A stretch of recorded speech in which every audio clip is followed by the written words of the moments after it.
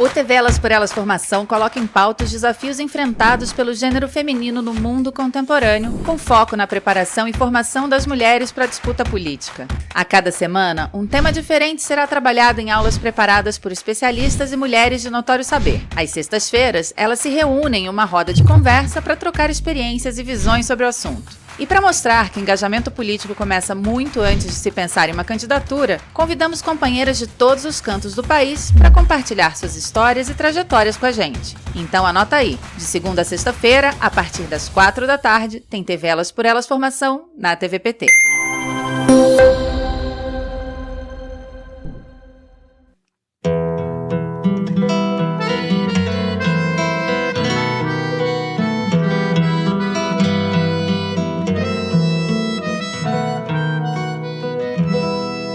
Lugar que é bom pra mim é onde eu quiser estar. A estrela ainda brilha, ela é quem vai me guiar. Ser guerreira é minha sina, batalhando pra vencer. Tenho voz pra ser ouvida, tenho sonhos pra viver. Não vão mais conseguir me anular, me calar. Ninguém vai me impedir de cantar e lutar. Seja em casa, no campo, na rua ou na praça. Chega de mordaça, agora eu vou falar. Porque eu sou mulher pra fazer acontecer. Eu sou uma delas, são elas por elas, ocupando os espaços de poder. Na roda de conversa de hoje, a advogada e mediadora Maia Aguilera recebe Tereza Leitão e Macaé Evaristo para falar um pouco sobre os desafios na educação brasileira. Olá, companheiras! Um prazer reencontrá-las em mais um debate da TV Elas por Elas. Nessa semana, o nosso tema foi educação feminista. Meu nome é Maia Aguilera, eu vou fazer a mediação da nossa conversa. Essa semana a gente contou com aulas de duas professoras nossas do PT, professoras excelentes, que também nos presentearam com essas duas aulas. Tereza Leitão, que além de professora é deputada estadual de Pernambuco e coordenadora do Setorial Nacional de Educação, a CAED, e a Macaé Evaristo, que é professora também e vereadora de Belo Horizonte. E agora, mais uma vez, como sempre, convido vocês a assistirem essas aulas. Eu assisti as aulas, são muito boas, aprendi muito e ouvi-las, ouvir as duas, nossas referências dentro do PT, nossas referências dentro da pauta da educação, nossas referências dentro da questão das mulheres, do feminismo, dos negros, dos povos indígenas e do combate ao racismo e da educação, me fizeram pensar em algumas coisas que eu gostaria de já e perguntar para vocês, para a gente começar a nossa conversa aqui de hoje. Algumas reflexões, alguns pontos que eu acho que talvez a gente pudesse conversar um pouco mesmo, desdobrar, pensar juntas do que foi abordado nas 4 aulas que estão excelentes. Assistam, se você ainda não assistiu, não conseguiu assistir as aulas dessa semana, não perca, volta, tá tudo na nossa TV para você poder se inteirar e se aprofundar nesse debate de educação e feminismo, que é um debate fundamental para nós, como a gente vai ver agora. Então, a primeira coisa que eu notei, que apareceu tanto nas aulas da Tereza como nas aulas da Macaé, se não me engano, nas aulas 1 e 3, é a questão da divisão sexual do trabalho dentro da questão da educação. Então, de cara, a gente já viu que a maior parte das trabalhadoras da educação, né, das professoras, são mulheres. E a gente, além disso, tem também, dentro dos trabalhadores, das trabalhadoras da educação, tem também a questão de que algumas funções são exercidas majoritariamente por mulheres e outras funções são exercidas majoritariamente por homens, né? E a questão da educação, quanto mais voltada também para as crianças menores, um número ainda maior de mulheres e de mulheres negras, né? Que são essas professoras, essas trabalhadoras da educação. Por outro lado, e aí eu queria que a gente pensasse um pouco essa questão com outra coisa que foi trazida tanto pela Macaé como pela Tereza, que é a questão de transformar o ambiente escolar em democrático e transformar a sociedade, a partir disso, também numa sociedade mais democrática. E aí, tanto é que a Macaé também colocou uma coisa super importante dessa questão de superar a ideia de história única do nosso país, que é trazida pelo Nego Bispo. Queria perguntar para vocês, para a gente conversar um pouquinho, por que a educação, a partir dessa perspectiva também, né, que a gente trouxe da divisão sexual do trabalho, né, retomando as aulas, por que a educação é central para a construção de uma sociedade, que as mulheres sejam livres, né?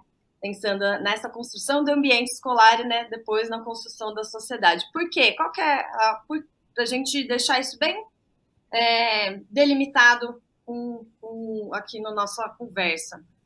E aí, não sei se quem que quer começar. A Ju, a Thaís. Eu vou começar saudando, né? Olá, pessoal. Um prazer estar aqui. Quero saudar Tereza Leitão, essa companheira, trabalhadora em educação, professora, nossa deputada, uma longa história de luta em defesa da escola pública, democrática, laica, por uma educação para todos, para todas, para todes. Então, para mim, é uma alegria estar aqui nessa roda de conversa. Saudar a Mayra, que está aí nos coordenando nessa tarefa. E dizer, Mayra, que a gente empreende aí uma luta, e a Tereza é uma referência, né? Nessa nossa luta pela construção de uma escola democrática. E muito inspirada, né, no que nos ensinou Paulo Freire, da construção de uma educação emancipatória.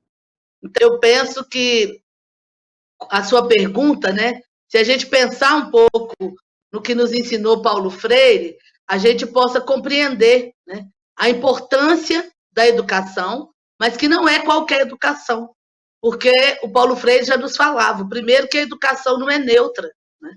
A educação não é neutra porque a educação, ela, quando a gente educa, a gente precisa dizer, né, em nome de quem, né? A quem nós servimos.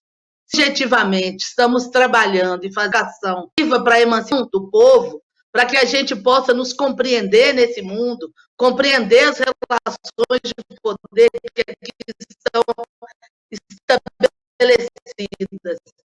E a gente lutar, né, para que se estabeleça a justiça social, ou se a gente vai seguir, né, atuando numa perspectiva de uma educação bancária que não reconhece, né, direitos dessa novidade, serve também no ar, garantindo que estejam numa posição de hierarquização e de tornar uma grande maioria da população como, historicamente, vamos dizer, subordinada, subserviente, escravizada, né, como aqueles que estão naqueles lugares, e aí eu discuti um pouco isso na nossa aula, falando das relações raciais no Brasil, e como que se estabelece a estrutura racista por meio das instituições, que você constrói o lugar da monstrualização do outro.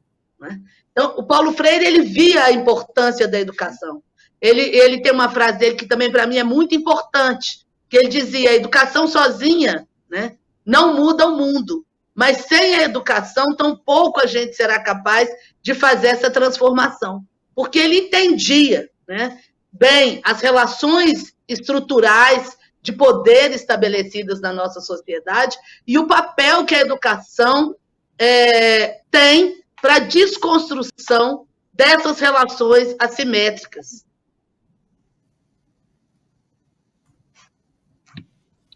Perfeito, Macaé. Acho que é um pouco isso mesmo, né? Que eu queria que a gente conversasse aqui, né? Pensar um pouco por que só para retomar, então, para a Tereza trazer também, por que a educação, só a última pergunta, né? Por que a educação é tão importante no nosso projeto em que as mulheres, de uma sociedade em que as mulheres sejam livres, que não haja, né? Racismo, não haja machismo, que a gente consiga combater o patriarcado e o sistema que nos oprime. Boa tarde a todas que nos escutam, que já nos escutaram, né? Cumprimentar você, Mara, o projeto, e também dizer da minha alegria de estar dividindo essa roda com Macaé. Macaé, para nós mulheres, é um exemplo de luta, um exemplo de compromisso com a gestão pública, pela experiência que ela tem, tanto na gestão pública municipal, quanto na gestão federal, quando esteve no governo Lula, né? Nos ensinando, né? Nos mostrando como é importante a gente ter mulheres nesses espaços de poder. É um prazer muito grande. Macaé também foi conosco do Setorial Nacional de Educação, sempre contribuindo, né? Sempre nos mostrando que é possível a gente interferir através da educação. Um prazer muito grande.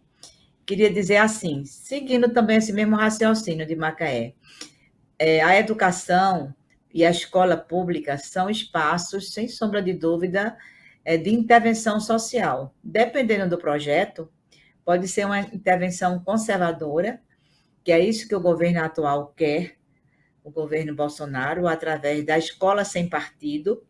Dizer que a escola é sem partido é querer dizer que a escola é de um partido só. É o partido da neutralidade. A escola não é isso, a escola é diversa.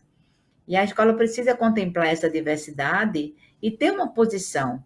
Eu gosto de dizer que o projeto da escola é um projeto político-pedagógico, porque ele tem que ter direção. Ele tem que dizer a quem ele vai servir, contra quem ele vai servir, o que é que ele quer, com quem ele vai construir essa posição de liberdade, essa posição de autonomia, trazer para a organização curricular os temas da vida das nossas crianças, dos nossos jovens, dos adolescentes. E a escola democrática, ela considera a construção da democracia na própria sociedade, ela como um organismo que vai contribuir. Como bem lembrou Macaé, uma intervenção de muita sabedoria de Paulo Freire, que colocou justamente a importância da sociedade. A educação sozinha não transforma a sociedade. A gente precisa de um abraço maior, não é? Mas também, sem a educação, a sociedade não se transforma. Porque a gente não aponta as desigualdades, a gente não aponta proposições, a gente não alfabetiza. Minha gente, o ato de alfabetizar é uma das coisas mais revolucionárias que existem. Uma mulher alfabetizada é uma mulher que tem um poder de intervenção desde a família até na sua profissão, até na escolha de sua profissão. E quantas mulheres ainda não sabem ler? Isso é um exemplo bem simplório que eu estou dando. Tem pesquisas, por exemplo, que mostram que a mulher alfabetizada, se ela for mãe, isso interfere nos índices da mortalidade infantil. Então, a escola é um direito, a educação é um direito. Isso na sociedade se reflete. Então, nós temos que tematizar, sim, mostrar para as nossas meninas, para os nossos meninos, que o lugar de mulher é onde ela quiser, mostrar as diferenças sexuais que se reproduziram ao longo do tempo, tanto as diferenças da organização sexual do trabalho, como as diferenças também na política, o espaço nosso, a Macaé é vereadora, eu sou deputada, tenho certeza que as mulheres são minoria na Câmara Municipal de Belo Horizonte, como somos minoria também na Assembleia Legislativa de Pernambuco, é assim no país inteiro. Então, a busca desses espaços de afirmação do lugar da mulher, daquilo que é possível, necessário construir para uma sociedade igualitária, se faz na escola. A escola é lugar de todos os debates. A escola é um lugar de todas as construções, né? Então, a intervenção que a escola precisa fazer, pode fazer, e em muita medida está fazendo, é justamente esta, de tematizar, de dialogar, de contextualizar a sociedade desigual, machista, racista, para que, através da educação, a gente possa superar. Obrigado, Tereza. E aí, já pegando o gancho do que a Macaé e a Tereza trouxeram, justamente o meu segundo ponto seria para a gente pensar nessa diferença de projetos que estão colocados para a educação, né?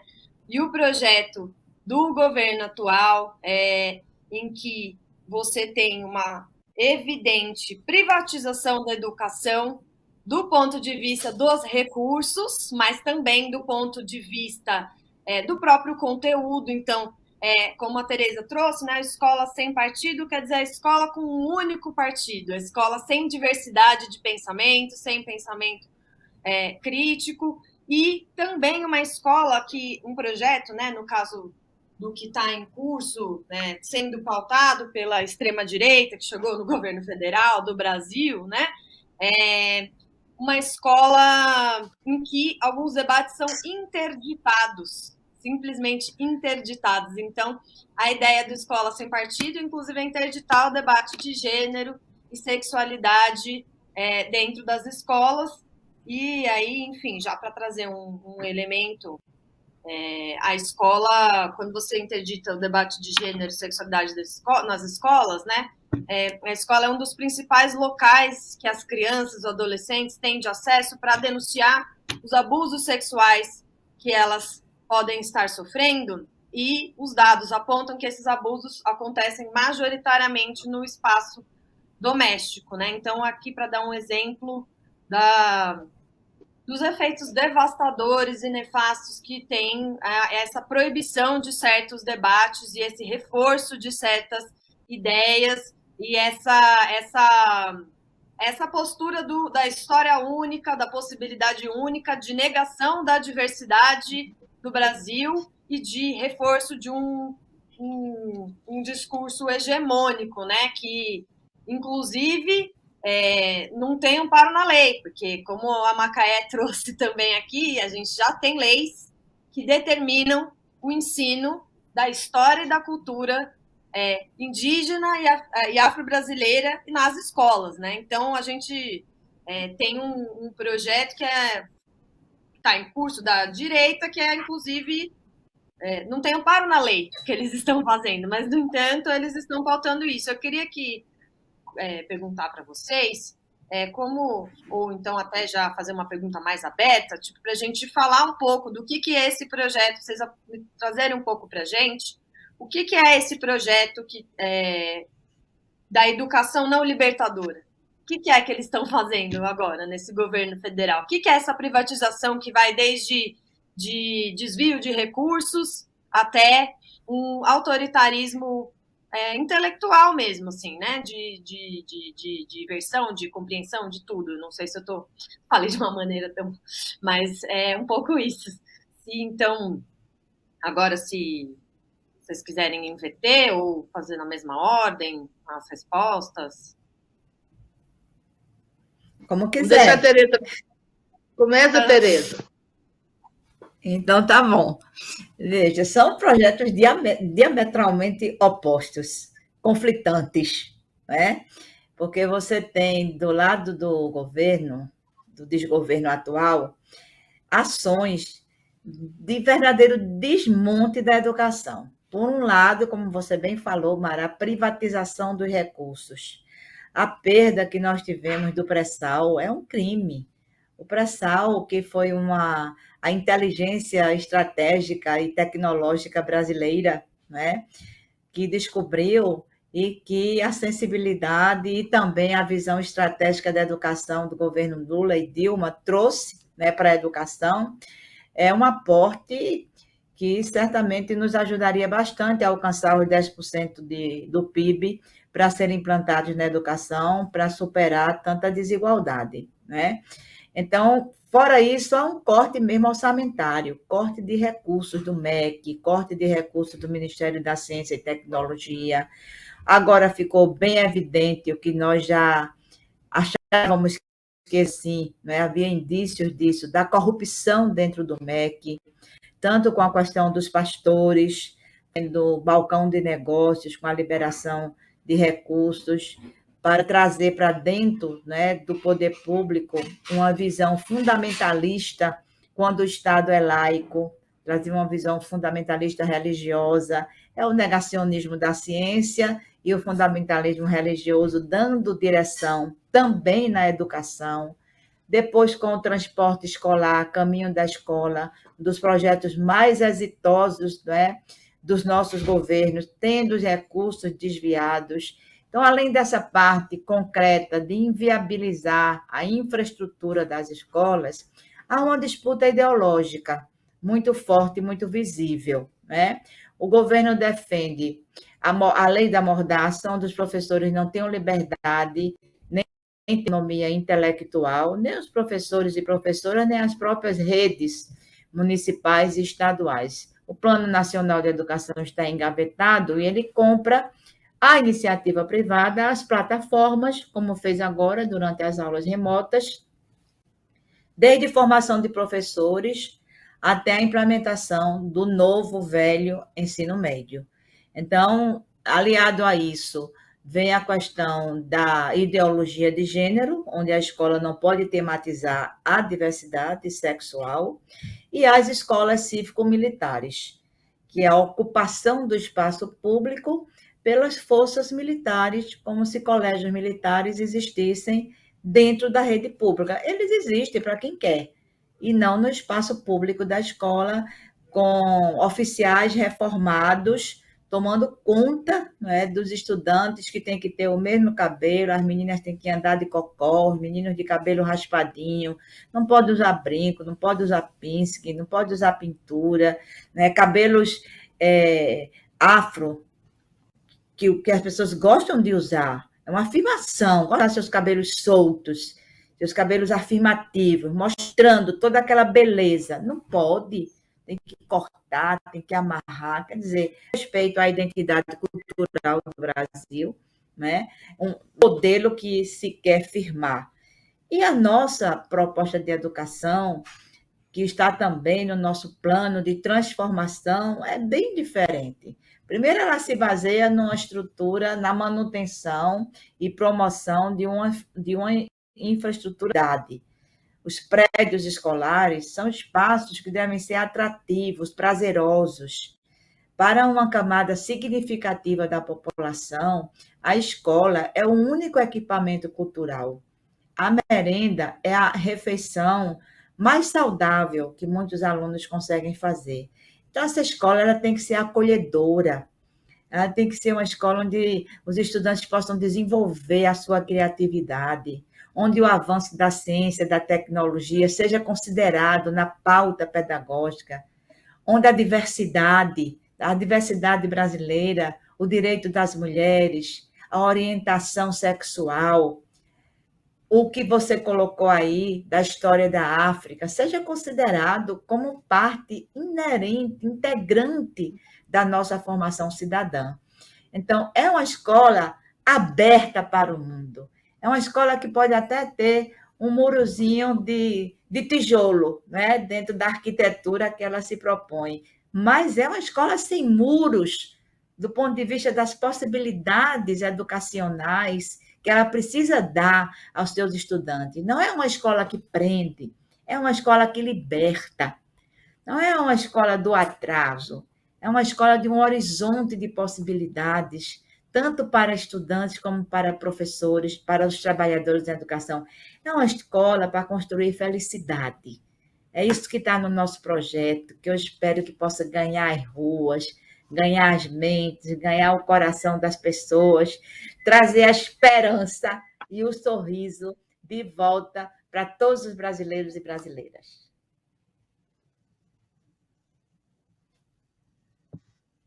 É isso. Eu acho que, né, Tereza já começou a responder qual que é a diferença desse nosso projeto de educação emancipadora, que, como a Macaé trouxe muito bem, né, está inspirado aí em toda a formulação freiriana do Paulo Freire, e o projeto que está em curso hoje no nosso país. Queria ouvir um pouco a Macaé também sobre esse assunto, por favor. Bom, eu acho que é bom ouvir a Tereza, porque a Tereza enche a gente assim de esperança, né? Eu acho que então, a centralidade, eu vou dizer, do nosso projeto de uma escola democrática é a plena consciência que nós temos, né? Que a escola e que a educação, ela é um espaço, né? Onde a gente trabalha cada vez mais, né?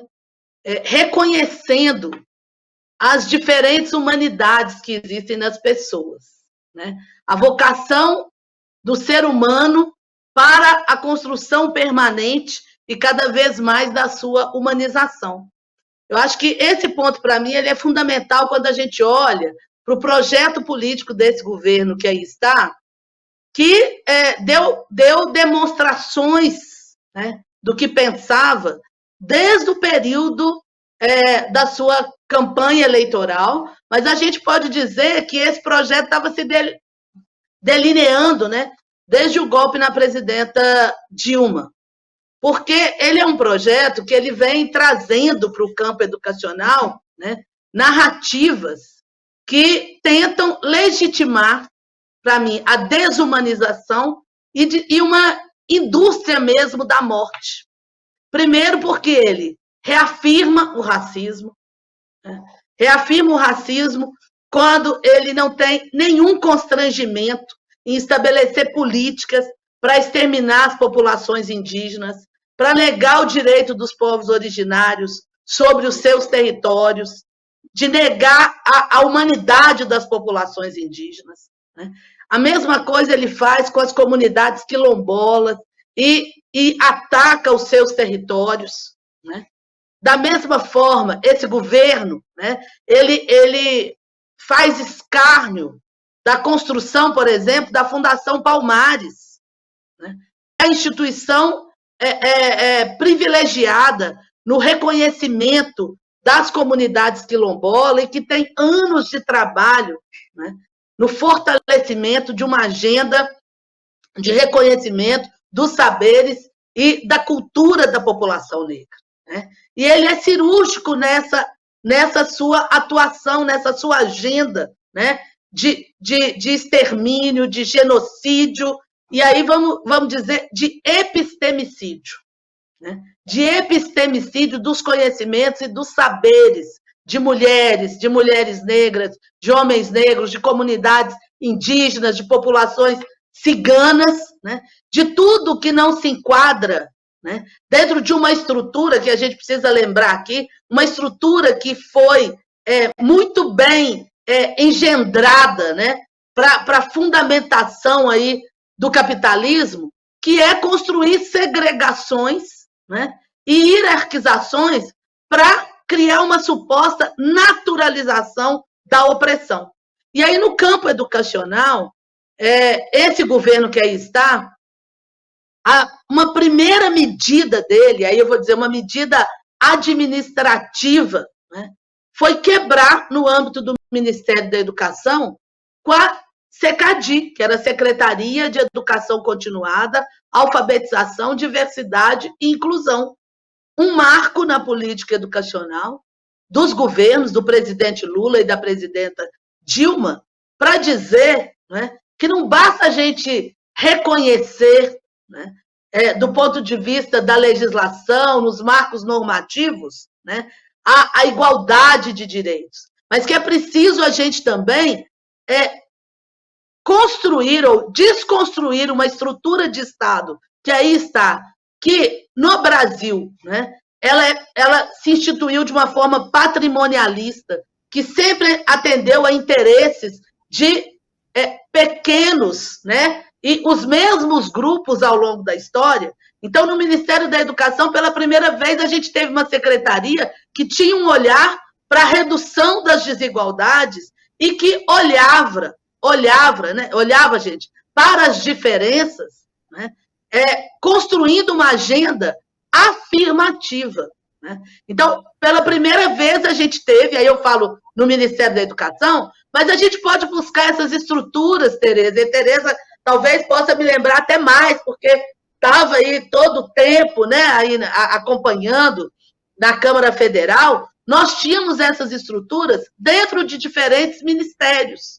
Foi possível construir políticas para a saúde da população negra, construir mecanismos específicos para a saúde da população indígena, compreendendo, né, que se nós reconhecemos as diferenças, as humanidades, as situações de desigualdade, nós precisamos atuar sobre essas desigualdades. Então, é muito claro que nós temos hoje, no governo federal, né, representado por esse governo que aí está, né, um conjunto de ideias, né, que empreende uma política que a gente chama de uma política de morte, uma necropolítica, porque quer nos apagar, né? Quer nos apagar como nas nossas subjetividades, nas nossas identidades e também nos nossos saberes. Então, nós temos uma lei que inclui história e cultura dos africanos e dos afro-brasileiros nos currículos escolares, né? Nós temos lei que trata da história das populações indígenas. A nossa Constituição reconhece o direito de ser quem somos, homens, mulheres, população LGBTQIA+. Né? E eles querem que as escolas silenciem sobre essas questões. Como nós vamos silenciar se a gente convive hoje de uma maneira estarrecedora, né, com assassinato, com a banalização da vida dos jovens negros, quando a gente convive com índices alarmantes de feminicídio, e quando a gente olha os indicadores, nós sabemos quem são as mulheres, né, que estão sendo exterminadas nesse país. Você falava da situação das infâncias. Vamos pensar o que essa pandemia significou para as nossas populações trabalhadoras, periféricas, nas áreas, no campo brasileiro. A total ausência de assistência educacional, porque nós não tivemos acesso à inclusão digital. Então, quando nós estamos falando de uma educação emancipatória, nós também estamos dialogando com uma agenda de uma política que ela pede, né, agendas que são intersetoriais, que dialoguem na garantia das condicionalidades para que, de fato, a gente garanta o direito à educação, o direito a uma educação integral. O que a gente está vendo desse governo são cortes sucessivos, né? Começou no governo Temer, com a aprovação da emenda constitucional 95 de 2016. Nós enfrentamos inúmeras tentativas de acabar com o Fundeb. Temos enfrentado, e aí depois queria até que Tereza pudesse comentar um pouco, Tereza. A gente tem aprovado o piso, mas a gente está enfrentando também, no âmbito dos estados, uma série de ataques, né, aos planos de carreira dos trabalhadores e trabalhadoras em educação, ataque às pessoas, às aposentadorias, aos fundos previdenciários, a tentativa de retirada de direito, né, de direitos dos trabalhadores e das trabalhadoras em educação, e isso tudo faz parte desse projeto de fragilização da escola pública, né, de privatização da escola pública, porque eles querem avançar sobre o orçamento da educação, privatizar o orçamento, mas mais do que isso, gente, isso tem um sentido. Tem um sentido que é produzir um retrocesso na universalização, na garantia do direito à educação. Então, o que nós avançamos a partir da Constituição de 88, está sendo rasgada por esse governo que aí está. Nós voltamos a enfrentar fila, né? Estudantes que não encontram vaga no ensino fundamental, coisa que tinha desaparecido, né? Da maioria dos municípios brasileiros, porque a gente sabia quais eram as crianças que estavam fora da escola, e tínhamos política para isso. Nós fizemos BPC na escola, né? Para dialogar com as crianças, com as famílias de crianças com deficiência que estavam fora da escola, para dizer para elas que a educação é um direito, que ninguém vai perder o benefício porque o seu filho está frequentando a escola, né? E a gente volta a perceber como que é essa construção, né, da negação, da insegurança. Porque, olha, gente, não está longe, não, né? A geração da minha mãe era proibida de frequentar a escola nesse país. Muitas vezes, mesmo tendo recurso para pagar, era recusada. Mulheres negras eram recusadas, homens negros eram recusados. Os filhos da classe trabalhadora não tinham acesso às escolas, porque não tinha escola pública para todos, né? A gente parece pouco tempo, né? São 20 anos, são 30 anos. E aí tem geração que está chegando aí que muitas vezes não viveu essa história. Mas nós sabemos quão frágil, né? Quão frágil ainda é a nossa democracia, porque, infelizmente, nós temos setores da sociedade brasileira que se submetem, né, com um projeto fascista, antidemocrático, né? As urnas desqualificam as urnas, falam de fraude nas eleições, porque querem implementar um governo, né? Aí eu falava lá na minha aula que cuidado com o risco da história única, né? É porque querem implementar uma gestão, um governo, né, de uma história única, que é a história da colonização. Por isso não nos reconhecem como sujeitos de direitos, porque são resquícios. Querem reeditar, né, um projeto colonizador do final do século XIX. Esses que aí estão eram contra a abolição da escravatura, lutaram para a negação de direito de mulheres. Lembrem que a nossa primeira Constituição da República só podia votar homens brancos, héteros e com posses, com propriedade. É esse projeto que está sendo reeditado. E é por isso que nós lutamos fortemente contra esse projeto, porque nós entendemos que educação é direito de todas e todas. E nós queremos, como bem nos ensinou Paulo Freire, uma sociedade, né, em que a justiça social prevaleça antes da caridade. Que eu gosto de dizer, essa turma aí que gosta de dizer que faz caridade, né, quando chega nos espaços de poder, trabalha diuturnamente para que a gente viva numa situação de opressão e de humilhação permanente, que é o lugar que eles acham que nós temos que ocupar. Mas nós não queremos o lugar da humilhação permanente. Nós defendemos a emancipação social. Nós queremos ter direitos, nós queremos sentar à mesa e a gente não se contenta com migalhas. Perfeito, Macaé.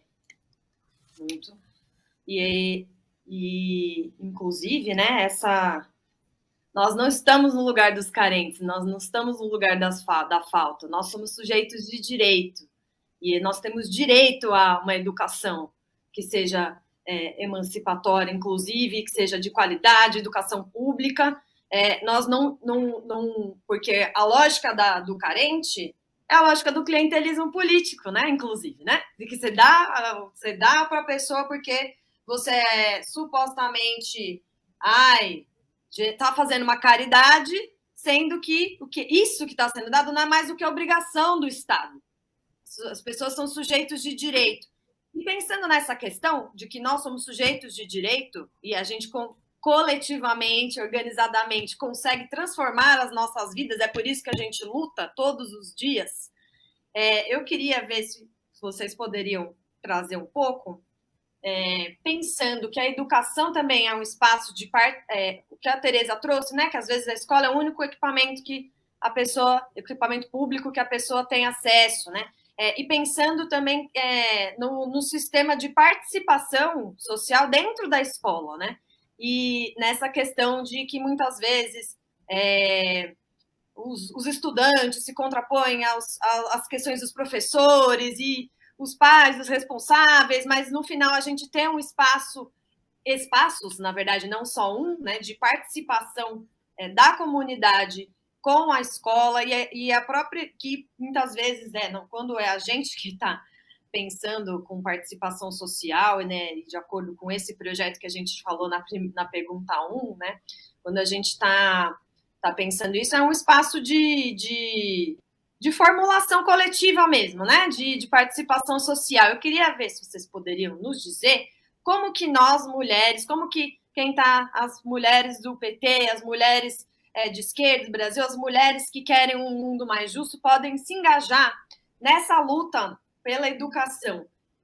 Aí, eu pedi para vocês abordarem desde o espaço da escola, né, que quando a gente está, inclusive, às vezes a escola até é um espaço que vai para além do horário escolar, por exemplo, né, até a mulher na política, participação política, como é que a gente pode se engajar nessa luta pela educação?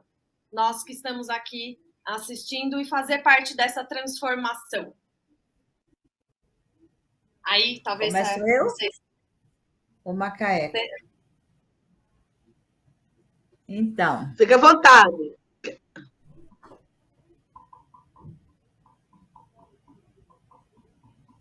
Tereza, então?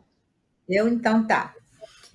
Primeiro, Macaé, já quero lhe parabenizar pelo epistemicídio. Excelente, excelente reflexão.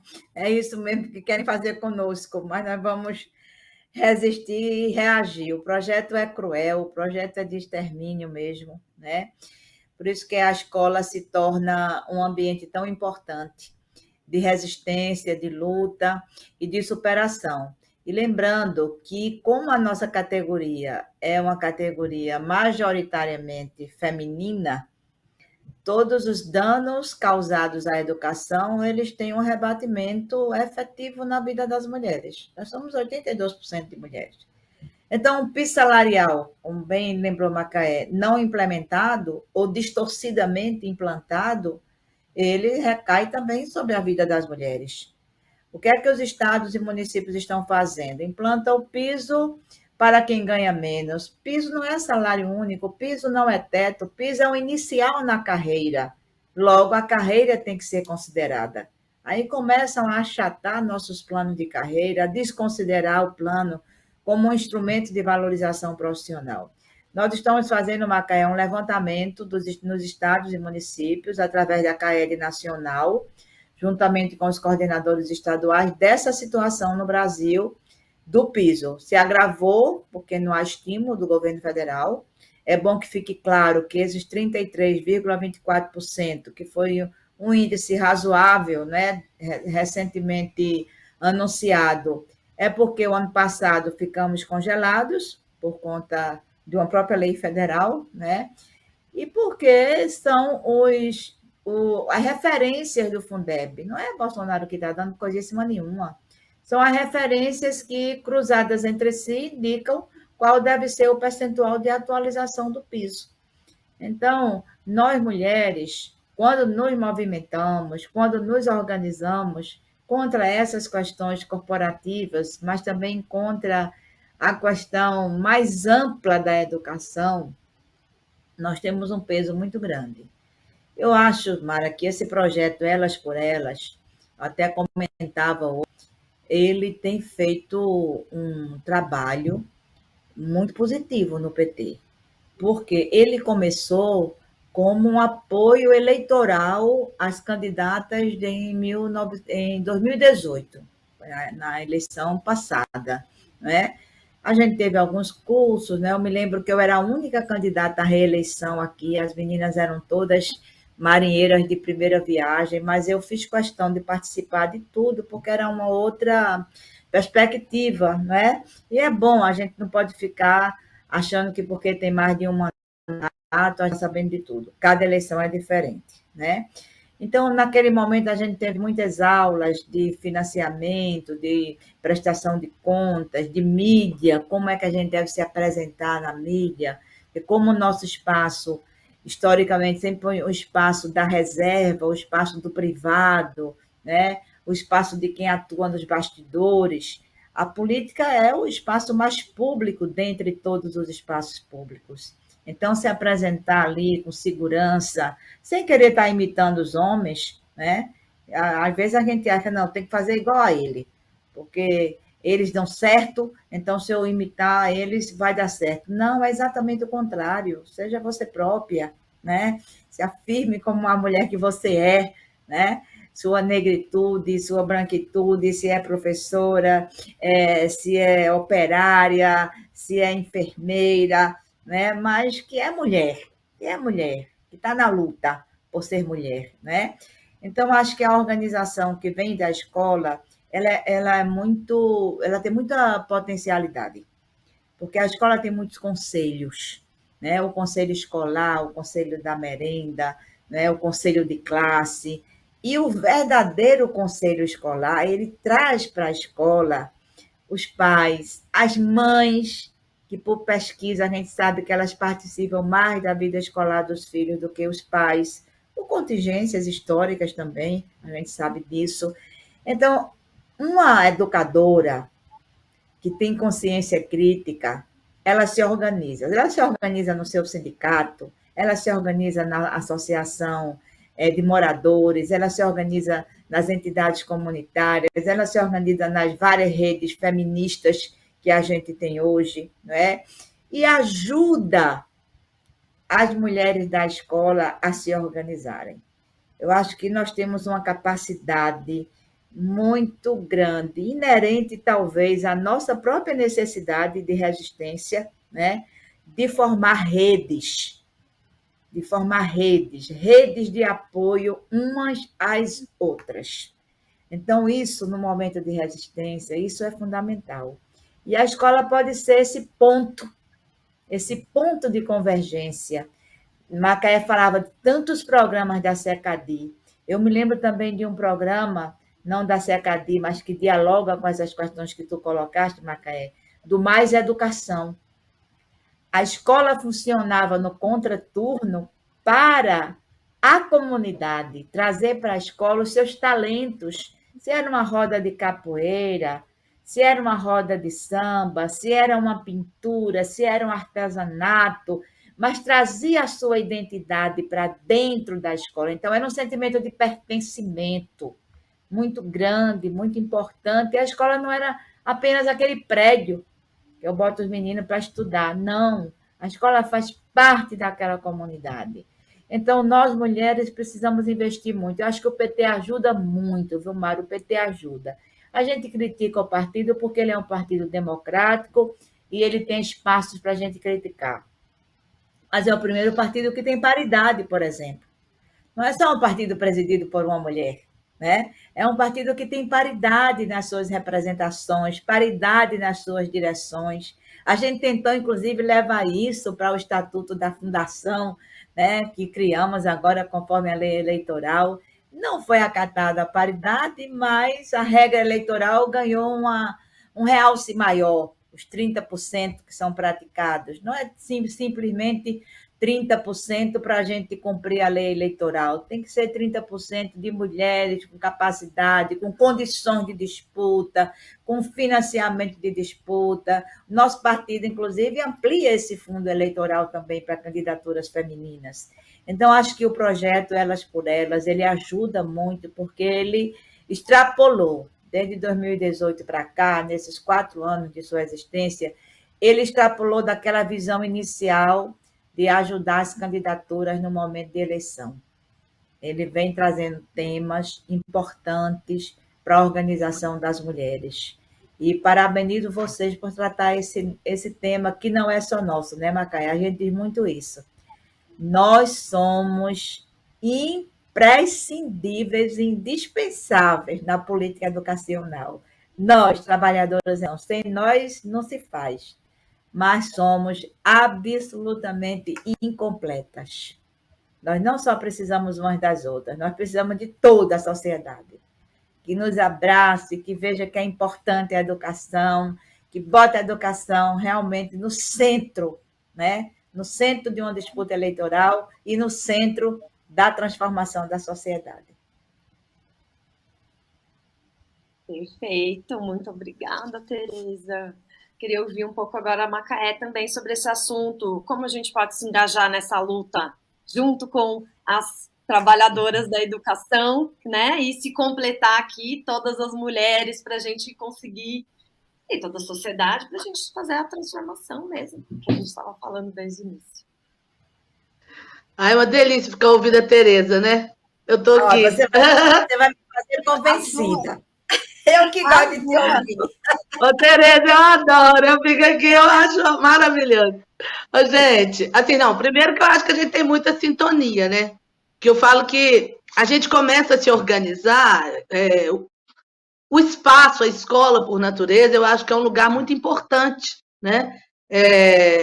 De formação, e nós, trabalhadoras em educação, trabalhadores, nós nos formamos, né? Nós nos formamos nas lutas. Eu penso que é muito importante a gente fortalecer, né, esses espaços colegiados que nós temos dentro das escolas, mas a Tereza lembrou aqui do Mais Educação, e o Mais Educação a gente pode viver uma experiência com o Mais Educação também que é muito interessante, né, que é pensar os coletivos, né, os conselhos por território, por bairros, né. Então, eu falo, a gente pode se organizar de diferentes formas, e mulheres nos organizamos em diferentes espaços, né? Porque as nossas identidades, elas também, às vezes, as pessoas querem nos fixar, e não é isso, né? Eu sou mulher, sou negra, gosto de samba, mas não significa que toda mulher negra gosta de samba. Então, a gente se organiza em coletivos culturais, né? A gente se organiza pelo ambiente de trabalho. Mas eu falo que, se a gente quer fortalecer a escola pública, uma forma muito legal é a gente olhar para as escolas públicas no território onde nós estamos inseridas, né? Quer fortalecer a escola pública? Comece contribuindo com a escola do seu bairro, né? Comece contribuindo com a escola da região onde você está. Porque a gente sabe, e nós vamos perceber os impactos, né, bem concretos de todas essas questões que a gente está falando aqui no dia a dia das escolas. A Tereza falava aí, por exemplo, da importância de uma política de segurança alimentar e como que nós avançamos, né, com o financiamento e uma política de alimentação escolar e compra da agricultura familiar, né? E a gente sabe como que essa política ela vem sendo desconstruída e como que ela atinge de uma maneira muito crucial, né, os agricultores familiares, quem que são os agricultores e as agricultoras familiares, que não os pais e as mães dos nossos estudantes das escolas públicas, trabalhadores, né, que nos oferecem uma alimentação digna, saudável, né, que não é ração como alguns governos aí queriam comprar, né, ração comprimido para as escolas públicas. Até isso a gente teve que suportar nesses tempos, né, Tereza? Mas o diálogo com a condição concreta de vida de trabalhadores e trabalhadoras nas nossas escolas, que são o público das nossas escolas, eu acho que isso nos ajuda muito, né? Muito. Porque a política de fechamento de escolas, fechamento de escola no campo, fechamento de escolas em áreas urbanas, né? Porque eles vão construindo ali aquele olhar. Eu falo, a monstruosidade é sobre os sujeitos, sobre os territórios, né? E a gente fala de um racismo geográfico, né? E aí você vai nessas comunidades minando tudo, né? Você mina a escola pública, né? São os piores prédios escolares, é onde não chegam os professores com a melhor qualificação profissional, onde não tem financiamento objetivo para projetos pedagógicos. Então, se organize, né? E eu falo, é muito bom a gente se organizar em torno de agendas, eu acho que muito concretas e cotidianas.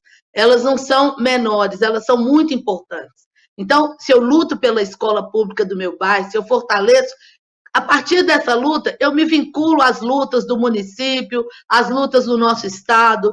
Nós construímos conferências, é muito importante a gente dizer disso.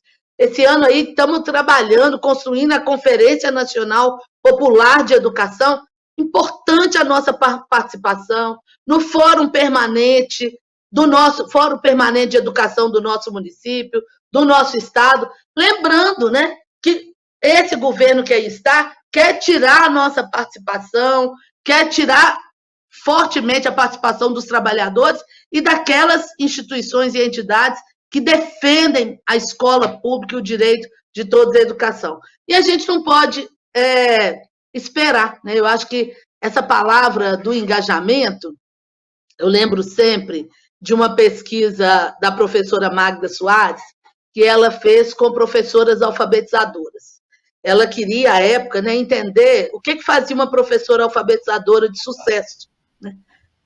Se era o método, né, Tereza? É o método que faz diferença, é o método que essa professora escolhe, que faz diferença, faz ela uma boa professora alfabetizadora. E a Tereza falava ali da importância, né, da alfabetização na garantia da nossa emancipação, né, como que para nós é um mecanismo de empoderamento, né? Ter acesso, saber ler e escrever. E eu lembro bem da apresentação dessa pesquisa, que a Magda mapeou professoras e que atuavam em situações muito distintas e com métodos de alfabetização muito diferentes. E ela falava até de uma certa frustração, porque ela falava, sabe o que eu encontrei em comum nessas professoras? Ela dizia, é que todas elas, né, elas gostam dos alunos, elas gostam dos seus estudantes. Então, elas se engajam, né, nessa jornada com seus estudantes. E eu lembro do Paulo Freire, porque o Paulo Freire ele nunca abriu mão, né, dessa ideia da amorosidade.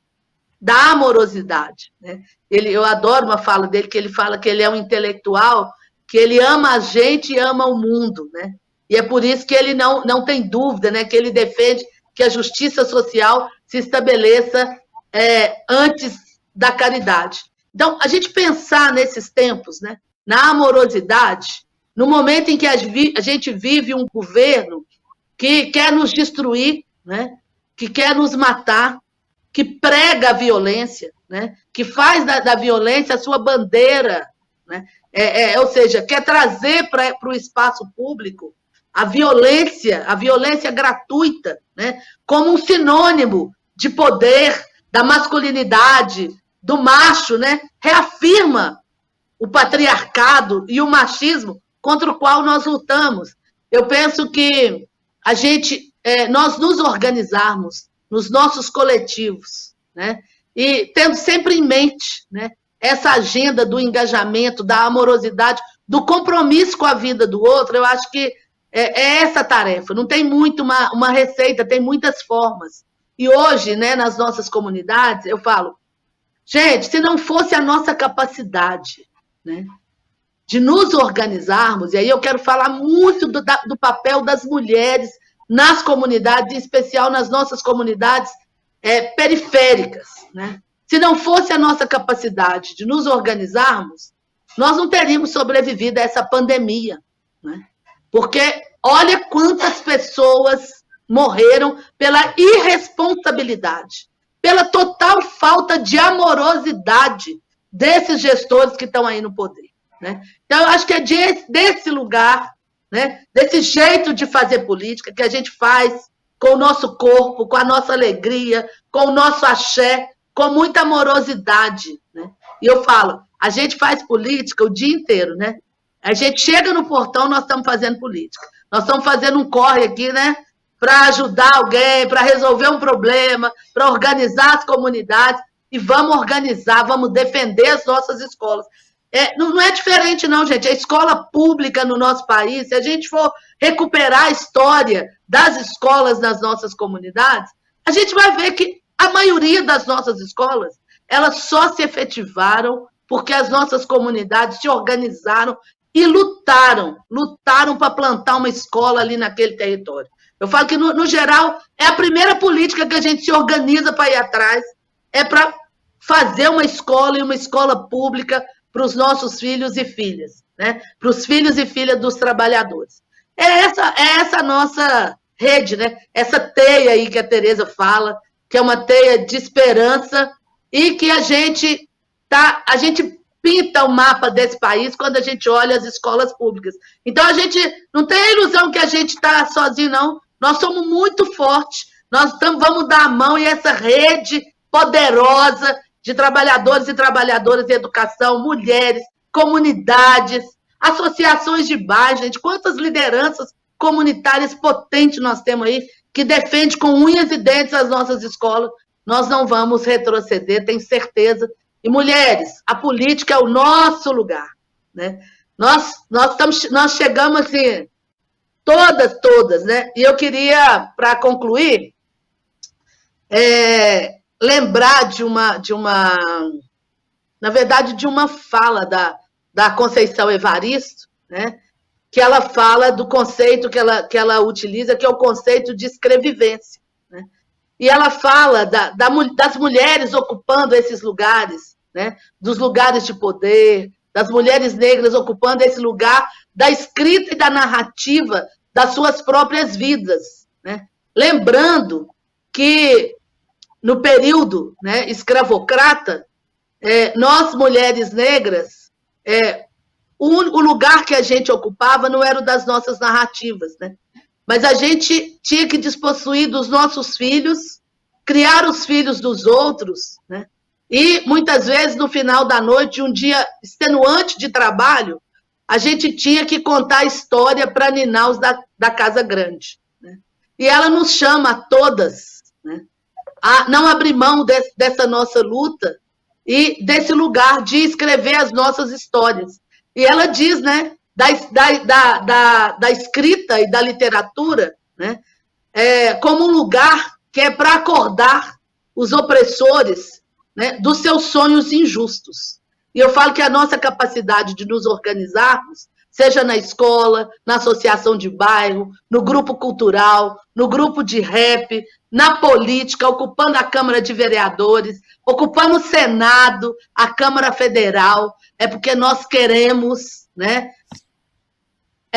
fazer narrativas, escrever a política, para acordar os opressores dos seus sonhos injustos, que a gente não compactua com isso.